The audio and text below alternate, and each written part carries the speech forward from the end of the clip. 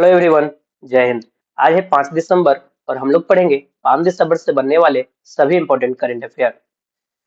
तो हम लोग कल के क्लास में देखे थे कि आर्न डुप्लांटिस किस देश से संबंधित है जिन्हें 2025 में वर्ल्ड का पुरुष एथलीट ऑफ द ईयर चुना गया।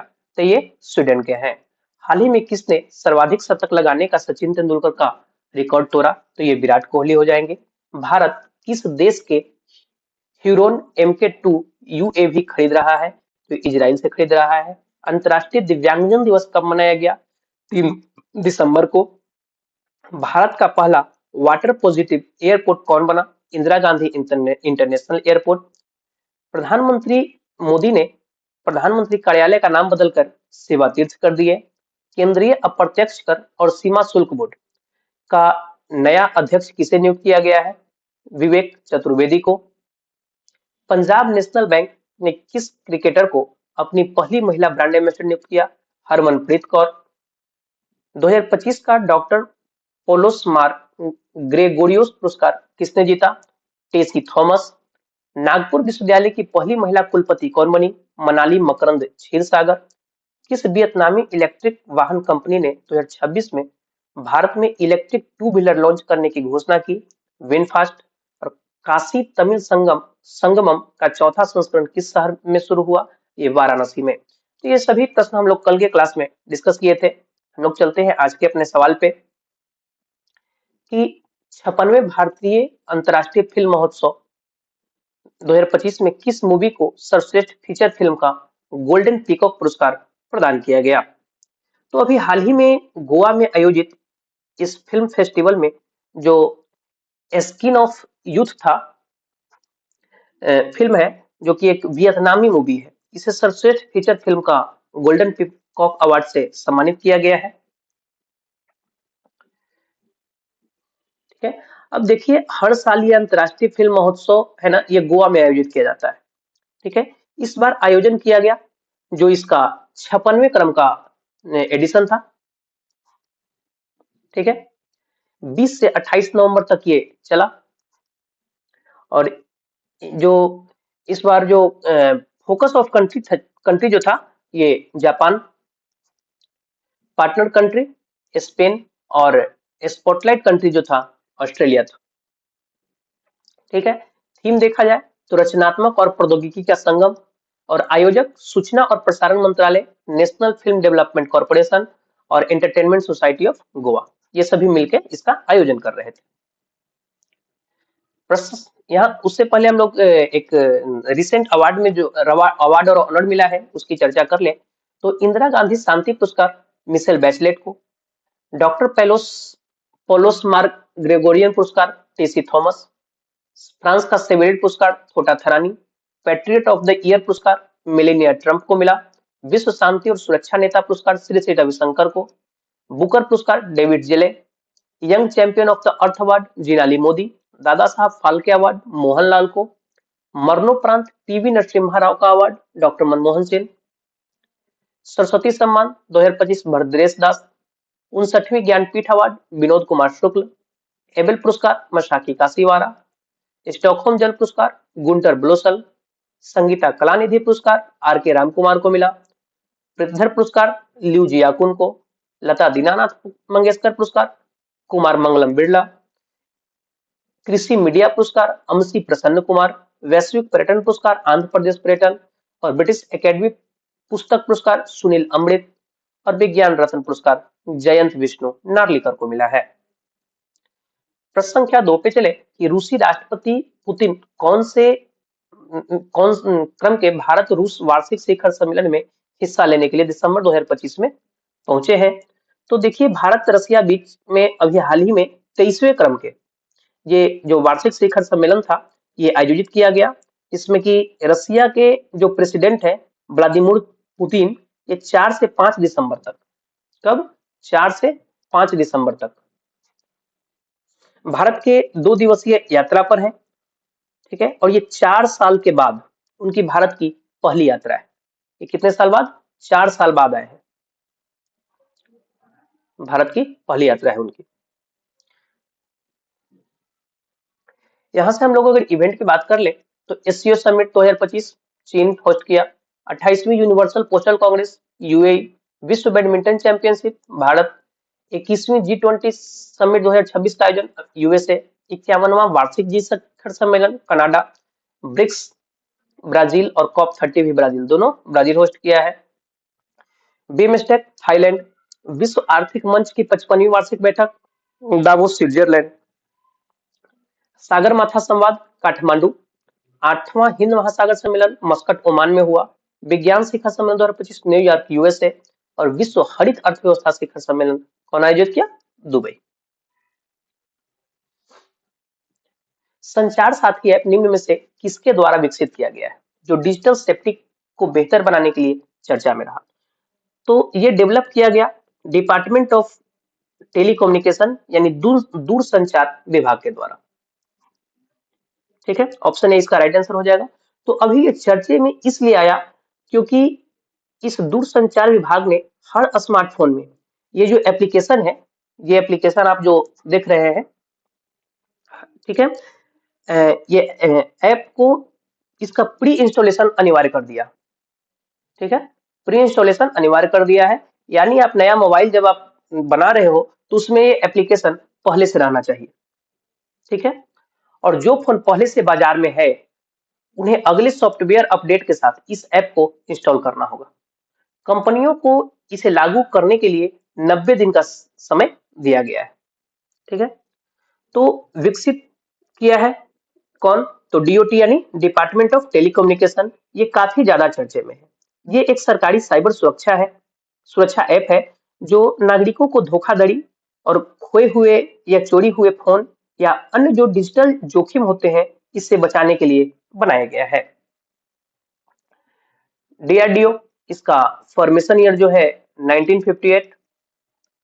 इसका हेडक्वार्टर दिल्ली। ठीक है, और इसके अध्यक्ष समीर बी कामत हो जाएंगे। और ये जो आप दिगंतारा और अग्निकुल कॉस्मोस देख रहे हैं, ये दोनों जो है भारत के प्राइवेट स्पेस एजेंसी का नाम है। नेक्स्ट चलिए हम लोग। हाल ही में रूस ने किस देश में अपना पहला अफ्रीकी नेवल बेस बनाने की घोषणा की है? तो ये सूडान में अपना पहला अफ्रीकी नेवल बेस बनाने की घोषणा की है या बनाने जा रहा है। ठीक है, रूस का यह नया नौसैनिक केंद्र पोर्ट सूडान के पास स्थापित किया जाएगा। यह स्थान दुनिया के सबसे व्यस्त समुद्री मार्गों में से एक पर स्थित है। हम इसे समुद्री मार्ग सबसे व्यस्त क्यों बता रहे हैं ये आपको मैप के थ्रू हम बताएंगे। जहां से लगभग 12% वैश्विक व्यापार लाल सागर और स्वेज नहर के माध्यम से गुजरता है। ठीक है, तो सबसे पहली बात करें कि रसिया अपना नेवल बेस अफ्रीका में स्थापित करने जा रहा है। ये सूडान के पास स्थापित करेगा। ठीक है, तो यहां पर नेक्स्ट स्लाइड में हम अभी क्या बोले कि ये दुनिया का सबसे व्यस्त समुद्री मार्ग। ठीक है,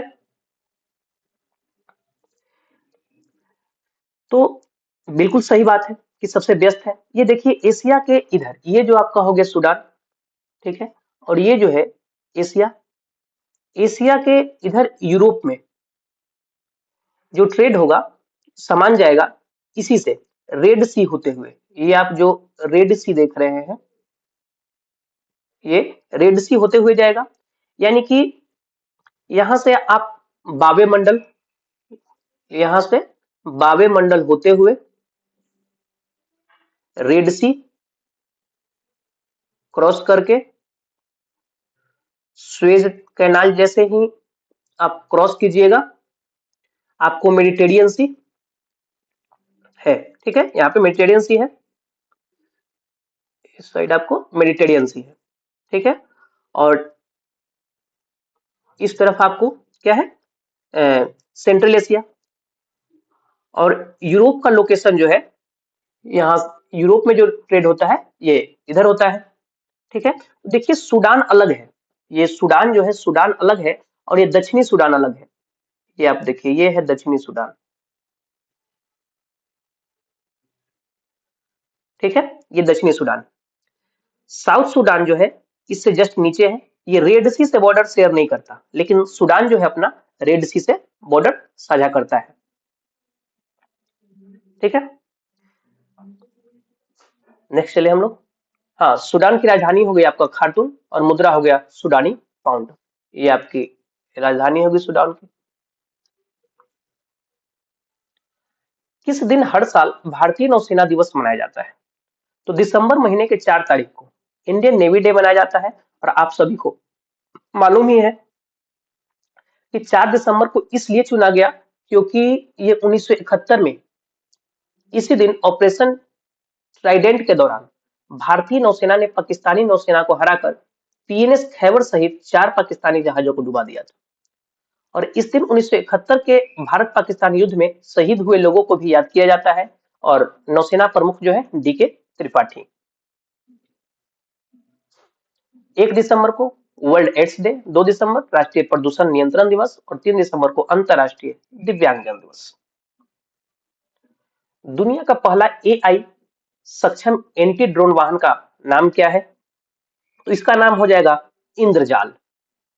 इंद्रजाल रेंजर आप कह सकते हैं इसको। ठीक है, ऑप्शन बी इसका राइट आंसर हो जाएगा।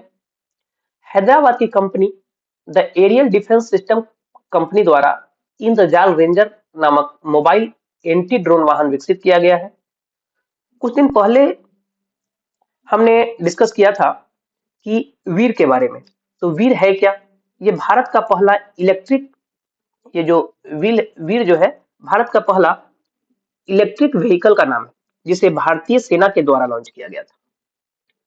फिर वायुपुत्र क्या है? तो स्पेस किड्स इंडिया ने भारत के पहले बिजली से चलने वाले रॉकेट का नाम जो दिया वो वायुपुत्र हो जाएगा। और सूर्यांशु क्या है? तो देश की पहली सोलर बोट जो केरल के कोच्चि में लॉन्च की गई थी, ये सूर्यांशु है। ठीक है, अगर इसकी हम विशेषता देख लें, 10 किलोमीटर दूर से ड्रोन का पता लगाना इसकी मुख्य विशेषता है। 4 किलोमीटर दूर से ड्रोन को निष्क्रिय कर देता है और एआई आधारित ट्रैकिंग सिस्टम है इसमें। नेक्स्ट क्वेश्चन चले। भारत की तीसरी स्वदेशी परमाणु ऊर्जा चालित बैलिस्टिक मिसाइल पनडुब्बी का क्या नाम है? तो इसका नाम हो जाएगा आईएनएस अरिदमन। ठीक है, आपको याद होगा मैंने आपको न्यूक्लियर सबमरीन के बारे में बताया था। ठीक है, तो अरिहंत, आईएनएस अरिहंत और आईएनएस अरिघात, ये दो तो आप पढ़ चुके हैं। और इसी के सीरीज में आप एक तीसरा भी ऐड कर लीजिए, आईएनएस अरिदमन। ठीक है,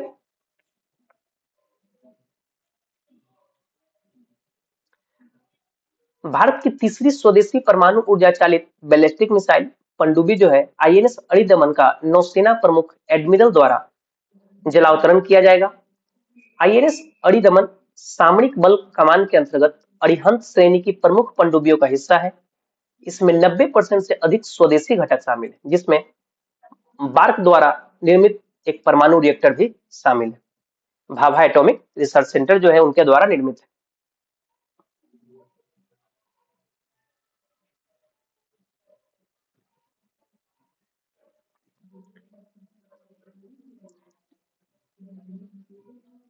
नेक्स्ट चले हम लोग।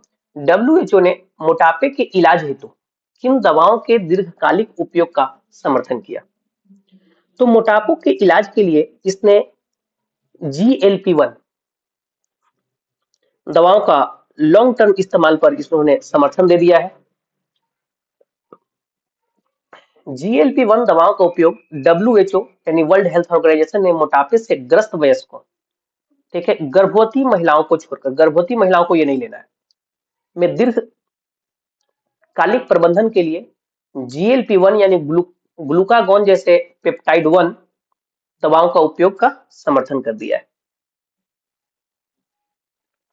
डब्ल्यूएचओ मुख्यालय स्विट्जरलैंड, फॉर्मेशन ईयर 1948, मूल संगठन इसको जो है संयुक्त राष्ट्र और महानिदेशक टेड्रोस एडनॉम घेब्रेयेसस हो जाएंगे। डब्ल्यूएचओ ने किस देश को निद्रा रोग से मुक्त घोषित किया? केन्या को। किस बीमारी को डब्ल्यूएचओ ने कैंसरकारी घोषित किया? Hepatitis D. डब्ल्यूएचओ ने हाल ही में वर्ष 2030 तक सभी के लिए किफायती नेत्र देखभाल सुनिश्चित करने हेतु वैश्विक पहल ग्लोबल एस्पेक्ट्स 2030 शुरू किया है। किस देश को आधिकारिक तौर पर ट्रेकोमा मुक्त घोषित किया डब्ल्यूएचओ ने? सेनेगल को। WHO द्वारा मलेरिया मुक्त प्रमाणित होने वाला अमेजन क्षेत्र का पहला देश बन गया सूरीनाम। मां से बच्चे तक एचआईवी संचरण को समाप्त करने के लिए विश्व स्वास्थ्य संगठन की गोल्ड टियर स्थिति प्राप्त करने वाला पहला अफ्रीकी देश बोत्सवाना। और भारत को ट्रेकोमा उन्मूलन के लिए WHO द्वारा प्रमाणन प्रदान किया गया है। नेक्स्ट क्वेश्चन, ग्रेट निकोबार द्वीप में हाल ही में खोजी गई वुल्फ स्नेक की नई प्रजाति का नाम किसके नाम पर रखा गया? तो एक संरक्षणवादी रहे स्टीव इरविन, इनके नाम पर रखा गया है। इनके नाम पे, स्टीव इरविन के नाम पे। बिरसा मुंडा, इनके नाम पर देश की पहली देसी जो क्रिस्पिया जेन थेरेपी है, इसका नाम बिरसा 101 रखा गया। बिरसा 101 किया गया। और इसका इस्तेमाल सिकल सेल बीमारी जो है इसके लिए लॉन्च किया गया था।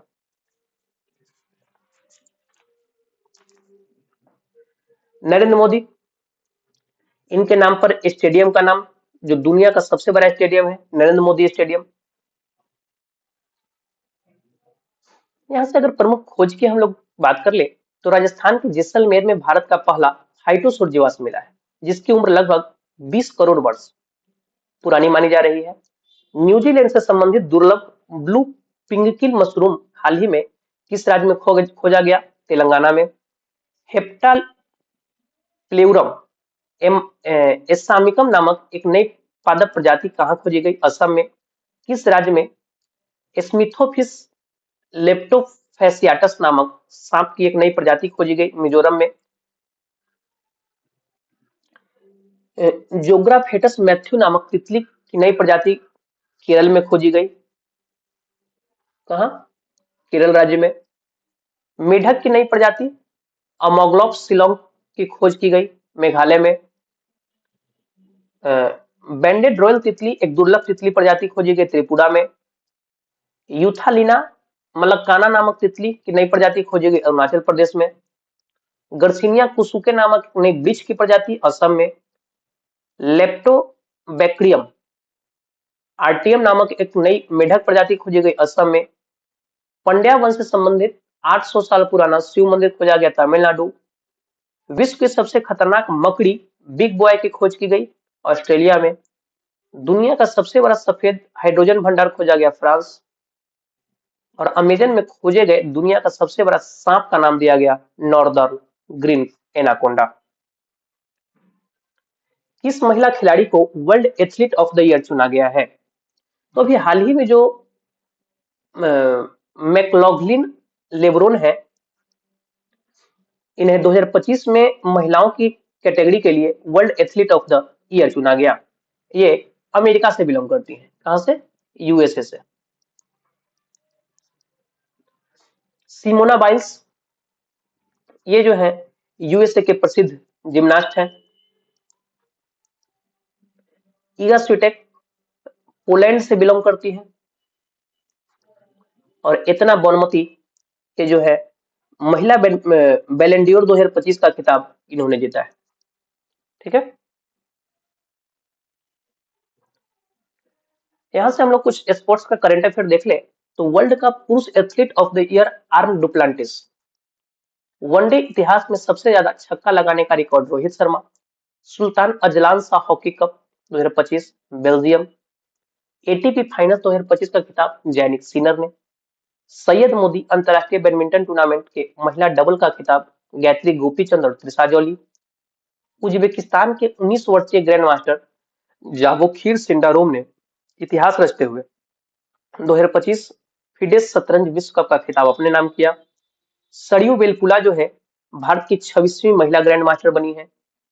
रोजर फेडरर को पात्रता के पहले ही साल में अंतरराष्ट्रीय टेनिस हॉल ऑफ में शामिल किया गया। इटली ने 113वें डेविस कप का खिताब स्पेन को हराकर जीता है। मलेशिया में सुल्तान जौहर कप हॉकी प्रतियोगिता जो हुआ उसमें भारत जूनियर जो है हॉकी टीम रजत पदक जीता। Men's Asia hockey cup Bharat जीता है। यूएस ओपन का जो मेन सिंगल का था उसमें कार्लोस अल्कराज जीता, स्पेन से बिलोंग करता है। और वुमेन सिंगल का खिताब जो था यूएस ओपन में अरेना सबलेंका सर्बिया से बिलोंग करती है।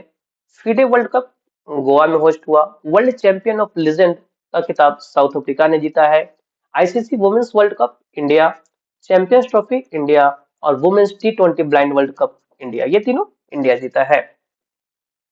कल के क्लास में आपसे हम पूछे थे कि किसे भारत की पहली इंटीग्रेटेड फाइनेंशियल सिटी बनाया जाएगा, तो ये अमरावती को बनाया जाएगा, इसका राइट आंसर है। नेक्स्ट क्वेश्चन है कि सैयद मोदी अंतरराष्ट्रीय बैडमिंटन टूर्नामेंट के महिला डबल का खिताब किसने जीता, तो ये गायत्री गोपीचंद और त्रिशा जॉली।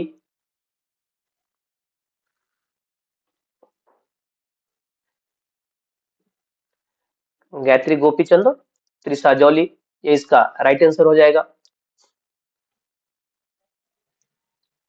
नेक्स्ट क्वेश्चन चले। ये आपका आज का सवाल है कि बीएसएफ के महानिदेशक का अतिरिक्त प्रभार किसने संभाला, इसका जो भी राइट आंसर हो आप कमेंट बॉक्स में जरूर से जरूर बताएं।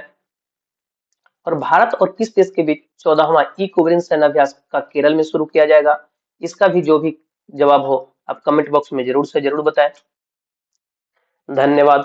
आपको ये वीडियो अच्छा लगे तो इसे लाइक करें, चैनल को सब्सक्राइब करें और इसे अधिक से अधिक शेयर करें ताकि आपके साथ साथ आपके भाई बंधु को भी इस क्लास का बेनिफिट मिल सके। धन्यवाद। मिलते हैं नेक्स्ट वीडियो में।